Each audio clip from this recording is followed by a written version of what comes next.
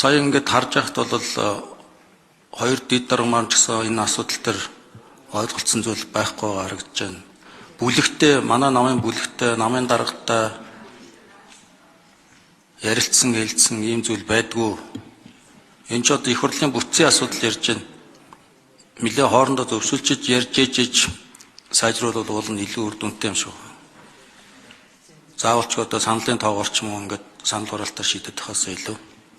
Тэгвэл их үр дүнтэй болмоор юм шиг санагдах юм. Энэ тал дээр Батэрдэн гишүүн ярьсан зүйл байдгүй манайхантай. Бусад намуудтайгаа ойлголцоод яасан юм байдгүй. За энэ дээр би хариулж тийм үү. Одоо би доошо буйд хөрүүдэж дарга тэгээд юу байдг вэ? Өдөртөө бид асуултанд хууль санагчдад хариулаад явна нэмээд.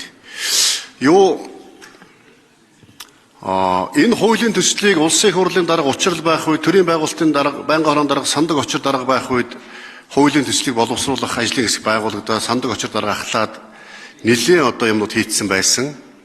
За тэгээд тэр үедээ бол даргын зөвлөлд танилцуулаад, бүлгүүд дээр танилцуулаад саналыг авчсан. Дараад нь даргын зөвлөл дээр энэ хуулийн төслүүдийг их хурлын тухай хуулиуд, их хурлын тухай хууль, их хурлын хяналт шалгалтын тухай хууль, улсын их хурлын чуулганы хурлын дэгийн тухай 3 хуулийг даргын зөвлөл дээр 2-3 удаа хэлэлцээд саналуудаа нэгтгэхэд ингээд энэ ажлууд хуулиуд мөн өргөн баригдсан гэдгийг бас нэмж мэдээлэл өгье.